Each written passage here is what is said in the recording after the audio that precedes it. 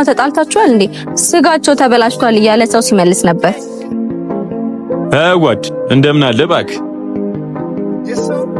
የስጋ ዋጋ ጣራ ነካ አይደል? ደስ የሚለው በላተኛ አልቀነሰም። ይገርማል ግን አንተ ነውን ስጋ ሳይሱናል ብሎ ማን አሰብ?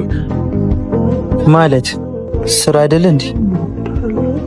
አይ ያው ቀለሚ ስለነበርክ ጥሩ ቦታ ነበር ምን ጠብቀ።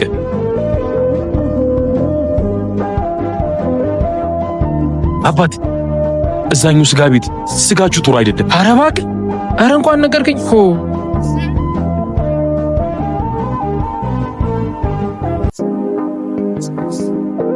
ሰላም ሰላም።